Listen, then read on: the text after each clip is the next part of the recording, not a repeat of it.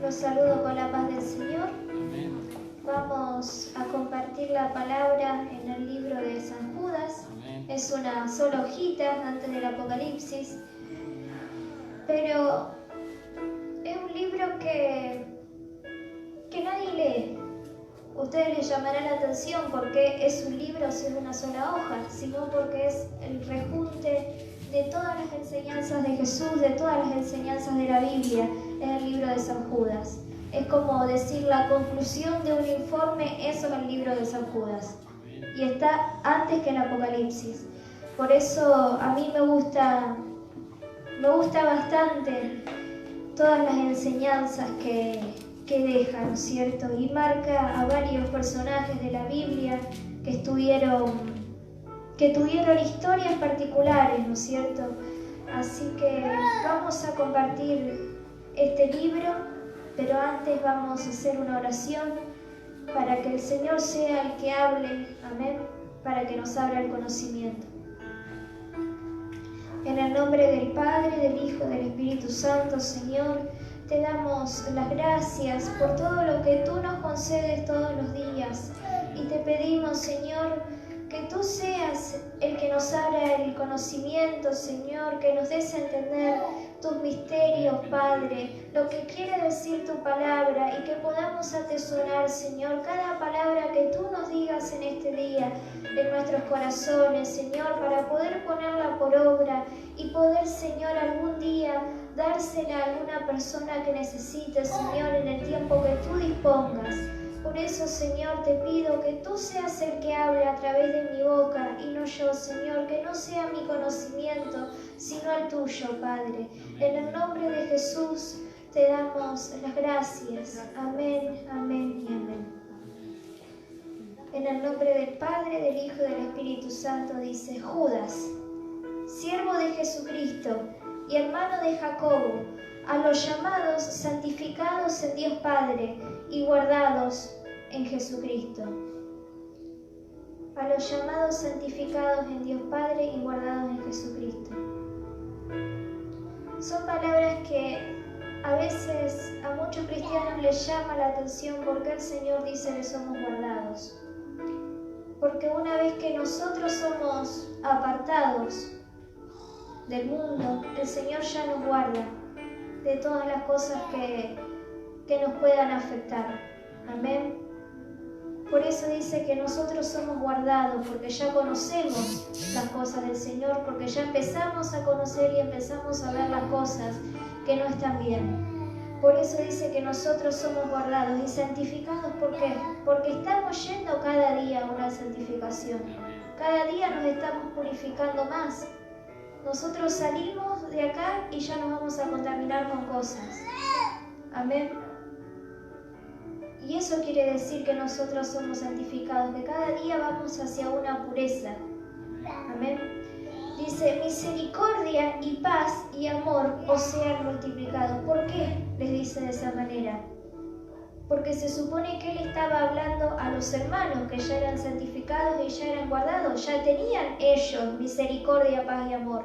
¿Pero qué pidió? Que todas esas cosas les sean multiplicadas. Amén. Por eso, a veces nosotros tenemos que prestar atención a las palabras. Amén.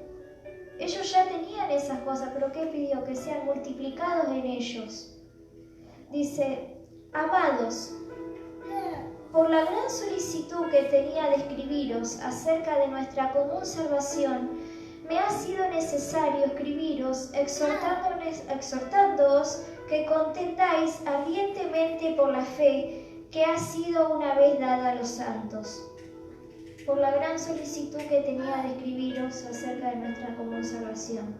El Señor ya había dejado cómo nosotros íbamos a ser salvos, qué cosas teníamos que hacer para llegar a esa purificación, para llegar a esa salvación. Y estoy hablando de salvación. ¿Por qué? Porque muchas iglesias actuales predican para que la gente esté bien en su vida actual, pero no predican cómo llegar al cielo. Amén. Hablan por la psicología, hablan cómo nosotros vamos a transitar bien esta vida, pero no cómo vamos a llegar al cielo. No hablan de salvación. Hablan algo que les va a dar un alivio pasajero para transitar el día a día, pero no cómo van a llegar al cielo, cómo van a llegar al Señor. Por eso dice, hablo de nuestra común salvación. ¿Por qué? Porque a veces nosotros mismos como cristianos nos olvidamos de que a eso tenemos que llegar. Y depende mucho de nosotros también cómo vemos a Dios. Mucha gente lo ve a Dios como un Dios estricto, que enseguida nos va a castigar si nosotros hacemos algo mal. Y si nosotros vemos a Dios de esa manera, ¿cómo vamos a tener una comunión con Él? ¿Cómo vamos a llegar a ser salvos? No podemos, porque ya estamos poniendo una distancia. Estamos viendo a Dios como algo que no es. Muchos lo ven a Dios como el bombero que los va a salvar del incendio. Y sí, el Señor los va a salvar porque dice en su palabra, pruébame en esto. Amén. Pero, ¿cómo vamos a llegar a una salvación o cómo vamos a llegar a tener una comunión con Dios si nosotros estamos viendo a Dios de esa manera? Lo estamos utilizando, por decir así. Muchos ven también, poniendo el ejemplo del supermercado, ¿no? A Dios como un supermercado donde yo voy a ir a comprar bendiciones, prosperidad, voy a comprar muchas cosas. ¿Y en qué nos convertimos nosotros? En consumistas. Y así tampoco vamos a tener una comunión con Dios. Porque esa es la clave para llegar a ser salvos, tener una comunión con Dios. Muchos vienen a la iglesia un tiempo y se van. ¿Por qué? Porque ya obtuvieron lo que quisieron. ¿Pero ustedes creen que esas personas van a llegar a ser salvas? No, porque este camino es algo que es como la historia de la tortuga y la liebre. La tortuga iba despacito, pero constante. Y así tenemos que ir nosotros en nuestra vida. Despacio, pero ser constantes. Nos va a costar cambiar muchas cosas. Amén. Pero en algún momento las vamos a cambiar y cuando nos queramos dar cuenta, ya pasó. Amén. Por eso dice, por la gran solicitud que tenía de escribiros acerca de nuestra común salvación. ¿Y qué pasa en las iglesias actuales? ¿Por qué están llenas las iglesias? Porque como dije hoy, se entretienen, hablan cosas para pasar el día a día, o muchas iglesias también les dan cosas para pasar el día a día, como alimentos, como ropa, que no digo que esté mal, porque también es una tarea que el Señor nos dejó, pero esas personas van por el pan y por los peces y no van por la palabra de Dios, y no se llega a la salvación de esa manera. Ahí es cuando nosotros tenemos que abrir los ojos y pensar si realmente estamos haciendo la fe y la obra como Dios quiere. Muchas iglesias hay entretenimientos, están las chicas con las banderas, bailando. ¿Y eso qué? Alegra la vista, alegra el momento, nos da felicidad. Pero no la felicidad que Dios quiere, porque una vez que salimos ya nos olvidamos. De un día para el otro la persona se olvida de todas las cosas. ¿Y eso produjo un cambio en su vida? No, al contrario, la iglesia está más destruida.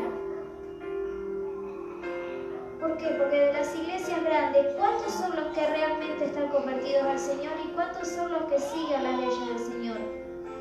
Poquitos. Por eso hay muchas iglesias grandes que profesan tener una actitud de piedad y no la tienen. Porque después, fuera de la iglesia, nosotros vemos otra cosa. Dice,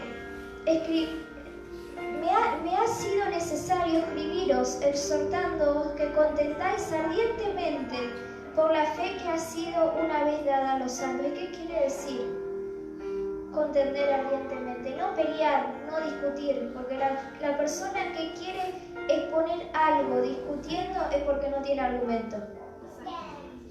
Entonces, pone su énfasis en hablar, vamos a suponer, de una manera fuerte, de una manera enojada, queriendo entrar por ese enojo, por ese sentimiento a la persona. Y es que no tiene argumento.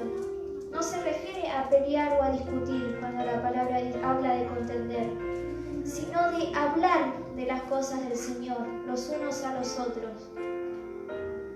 Pero pacíficamente y hablar bien, llegar a entenderse, vamos a decir, pero no discutir. Y en muchas iglesias se lo ve a eso, que no, tampoco ya tienen respeto hacia la autoridad. Ven a alguien parado en el púlpito y ya le dicen, no, vos no podés estar ahí por esto, por esto y por esto. ¿Y qué dice la palabra? Que si nosotros tenemos que corregir a nuestro hermano, tenemos que corregirlo en privado.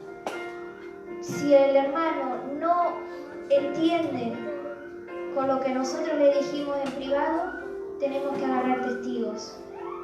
Y después, en la tercera, ahí sí, pero no en público tampoco, sino vamos a suponer con los pastores de esa iglesia o con lo que llegue a suceder, o con los que estén al frente, pero no exponer a alguien en público, porque en muchas iglesias son así, son acusadores, y eso es porque tienen una falta de respeto hacia el Señor y hacia el hermano. ¿Y qué dice la palabra? Que nosotros tenemos que amar primero a nuestros hermanos. Amén. Estoy hablando de esto también un poquito porque es de la ética cristiana. Esas son las formas de respeto que se tienen que tener en la iglesia. Porque ese hermano, ¿qué pasa si nosotros lo acusamos, vamos a suponer, por su forma de vestir, por su forma de peinarse? Ese hermano no va a venir nunca más a la iglesia. ¿Y nosotros qué logramos con eso? No que cambie, sino que se aparte. Porque va a decir, en el mundo me trataban mejor que acá en la iglesia. Amén. Nosotros, si tenemos que decirles algo, tenemos que decirles en privado, no en público. Pues se supone que nosotros somos mayores porque estamos hace más tiempo en la iglesia. Por eso dice contender de la fe. Que nosotros tenemos que hablar de las cosas del Señor, pero no discutir, no pelear, porque muchos toman esa palabra contienda como algo que es pelea, discusión o levantar muchas veces la voz, y no es así.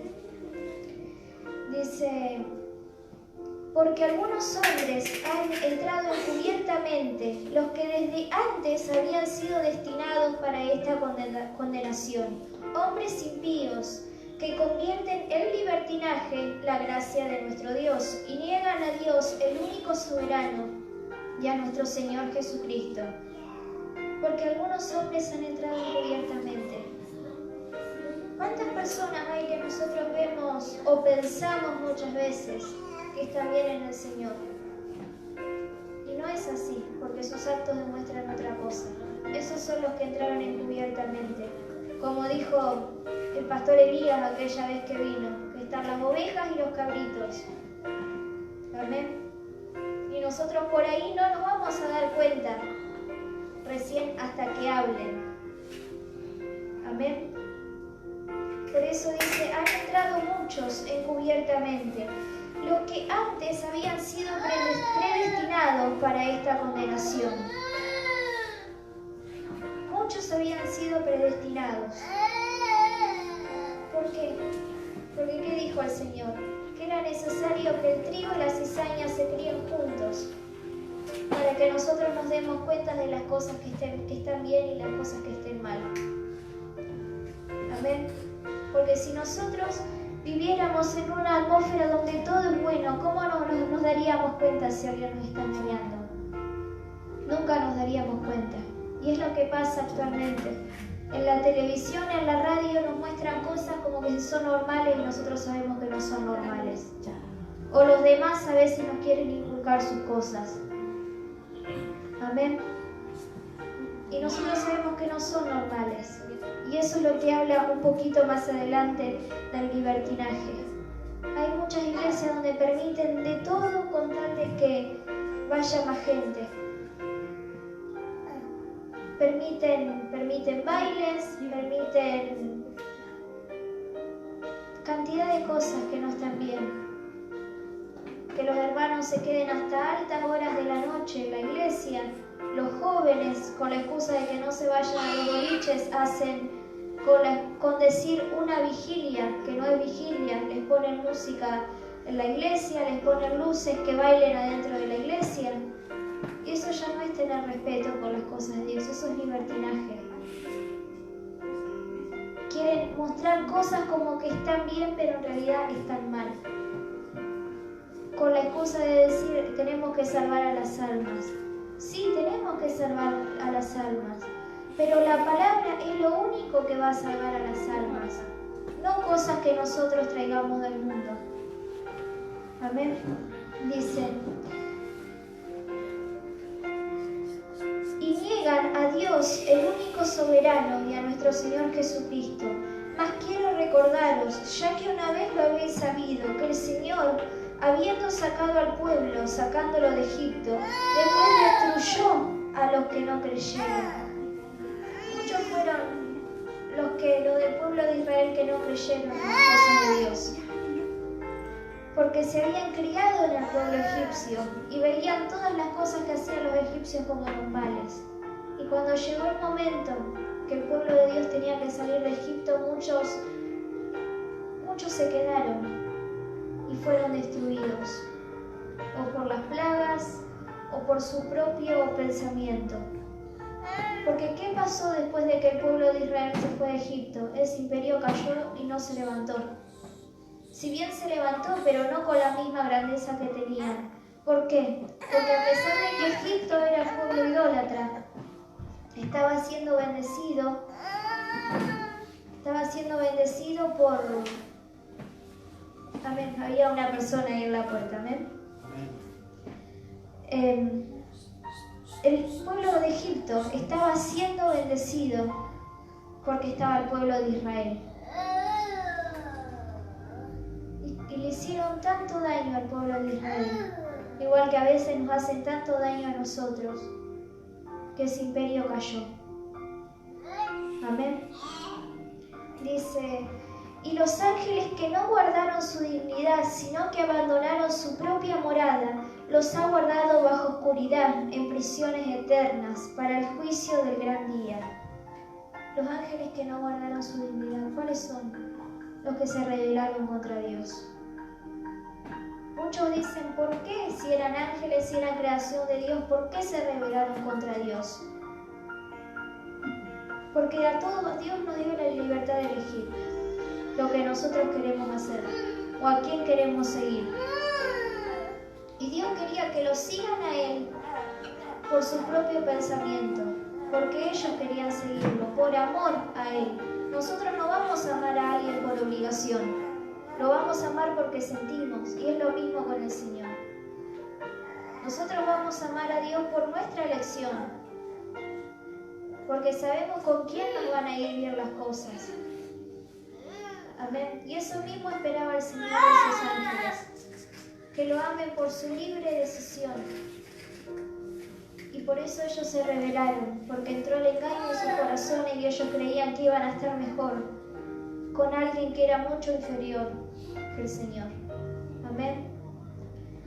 Por eso dice, en prisiones eternas para el juicio del gran día, como Sodoma y Gomorra y las ciudades vecinas, las cuales de la misma manera que aquellos, habiendo fornicado e ido en pos de vicios contra naturaleza, fueron puestas por ejemplo, sufriendo el castigo del fuego eterno. Hay pecados que el Señor los limpia y hay otros que no.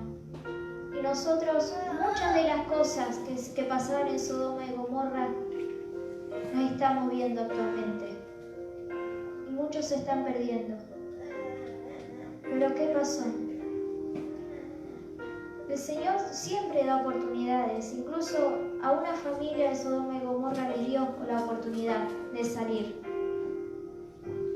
Pero ellos quisieron seguir con su propio libertinaje. Amén.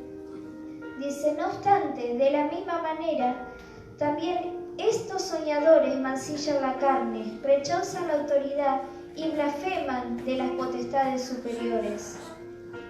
Estos soñadores, ¿qué quiere decir?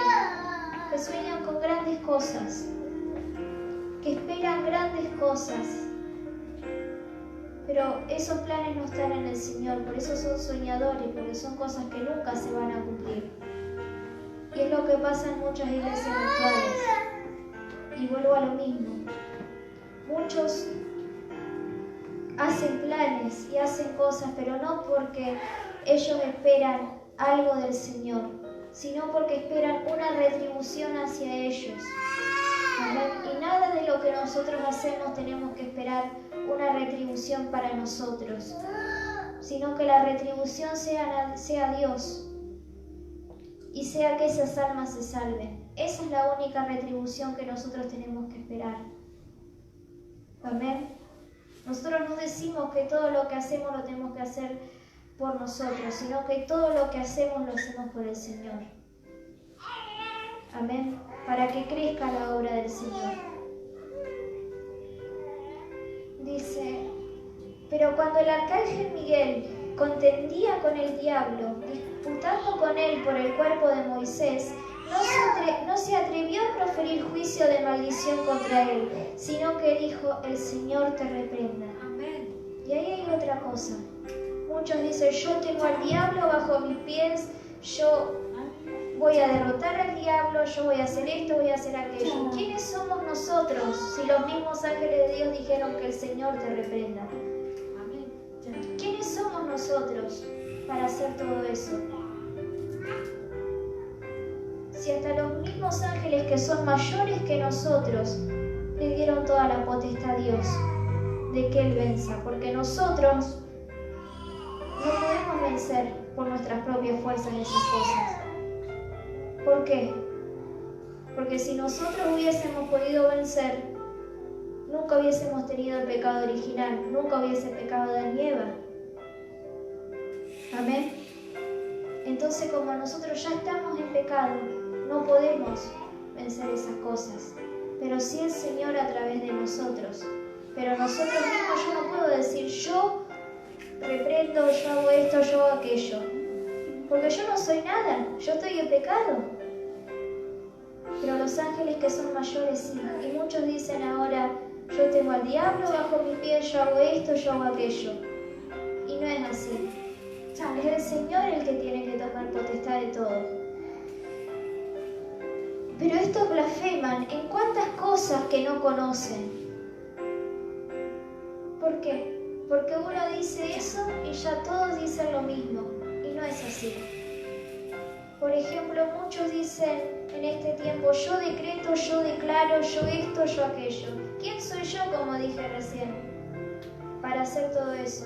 El único que decreta y declara, yo no soy ninguna autoridad. Amén. El único que decreta y declara es el Señor.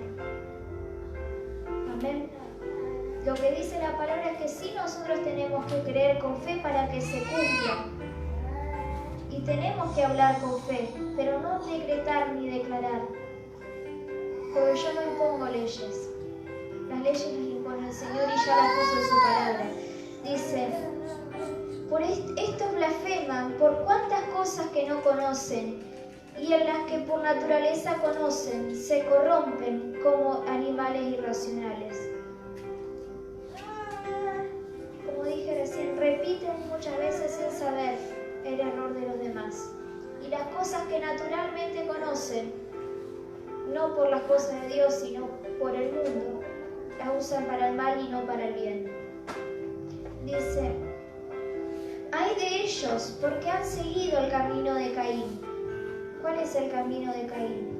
Que mató a su hermano. ¿Y cuántas veces nosotros matamos a nuestros hermanos con nuestros dichos o con las cosas que hacemos? Dice, y se lanzaron por lucro en el error de Balaam. ¿Quién fue Balaam? El que iba, no sé si recuerdan esa historia, que iba en el burrito cuando el pueblo de Israel estaba en el desierto, que era un profeta del Señor.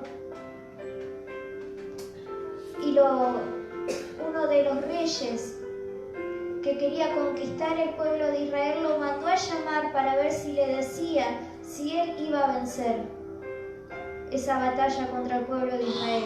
Y le ofreció oro y riquezas. Cuando iba en su burrito, un ángel le mostró al burrito una espada de fuego. Cuando le mostró esa espada de fuego, ese burrito se frenó y le empezó a hablar y le empezó a decir a Balaam, ¿por qué me pegas? ¿Por qué? Por ese burrito del susto quedó quieto. Es una historia que la cuentan mucho en la escuelita dominical. Quedó quieto y le empezó a pegar al burrito y el burrito empezó a hablar y le dijo que ¿por qué le pegaba? Que lo que realmente había visto era un ángel del Señor y se tenía que quedar en ese lugar. ¿Por qué? Porque hasta el Señor quiso frenar a Balaam de que no vaya por riquezas a un lugar donde Dios no lo había mandado.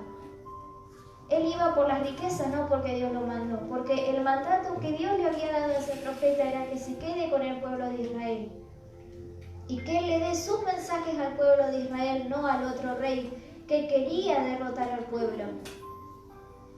Amén. Pero después igualmente se corrompió. Aún así se corrompió, aunque tuvo esa advertencia del Señor. ¿Y cuántas veces el Señor a veces nos advierte o nos frena?